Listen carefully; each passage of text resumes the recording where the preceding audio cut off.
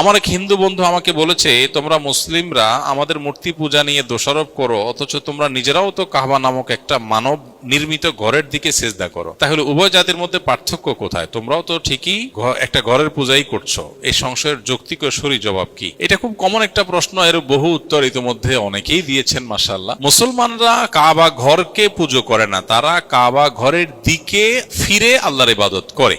এই জন্য অন্য যারা মূর্তি পূজা করে আর মুসলমানরা যারা কাবা ঘরের দিকে ফিরে আল্লাহর ইবাদত করে, দুইটার পার্থক্য খুবই স্পষ্ট।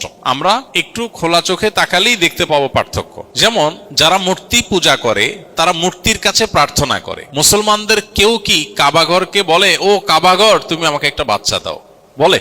কাবা ঘরের কাছে কোনো প্রার্থনা করে? তারা কাবার দিকে ফিরে নামাজটা পড়ে। কারণ নামাজটা যেহেতু গোটা বিশ্বের মানুষ মুসলমান সবাই নামাজ পড়তে হবে কোন একটা দিকে, ঐক্য ধরে রাখার প্রয়োজনে একটা দিক দরকার, সেজন্য আল্লাহ তাআলা কাবাকে ফিক্স করে দিয়েছেন এই দিকে পড়ো। এই জন্য ওইটা দিক নির্ধারণের জন্য, ঘরকে পুজো না। ঘরকে যদি পুজো হতো তাহলে ঘরের কাছে প্রার্থনা করা হইতো, ঘরের কাছে চাওয়া হতো। আমরা মুসলমানরা কি কাবা ঘরের কাছে চাই? মুসলমানরা পৃথিবীতে কোনো মুসলমান মনে করে না যে কাবা ঘরের কোনো চুল পরিমাণ কোনো পাওয়ার আছে। এই জন্য মুসলমান ঘরের কাছে চাই না, জাস্ট দিক নির্ধারণের জন্য ওই দিকে ফিরে নামাজ পড়ে। আমাদের পূজনীয় কাবা নয়, কাবার রব। কাবা না কাবার রব। কাবার রব বা মালিক হলো আমাদের পূজনীয়, আমাদের সেজদার উপযুক্ত। সেজদা আমরা তাকে দেই, রবকে দেই, কাবা ঘরকে না।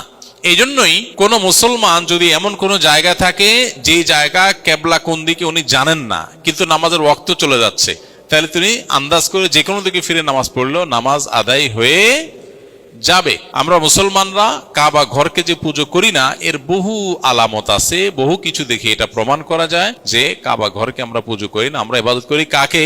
আল্লাহকে।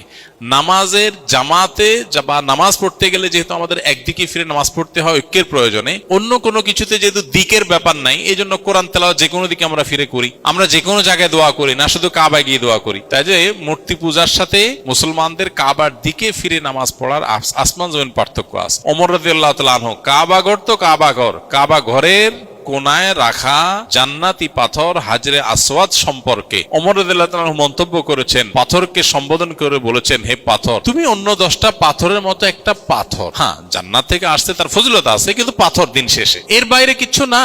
যদি আমি মুহাম্মদ সাল্লাল্লাহু আলাইহি সাল্লামকে তোমাকে চুম্বন করতে না দেখতাম, কখনো তোমাকে চুম্বন করতাম না। এখান থেকে বোঝা যায় যে অন্য ধর্মের মানুষের মূর্তি পূজা আর মুসলমানদের কাবা ঘরের দিকে ইবাদত, ফিরে ইবাদত, এবং এই যে হাজরে আসওয়াদ পাথরকে চুম্বন, এগুলো ওইটাকে পূজার অংশ হিসেবে না। যদি হতো তাহলে ওইটাকে ওইরকম ভক্তি করতো যেরকম অন্যরা প্রতিমাকে ভক্তি করে। ব্যাপারটা সেরকম না।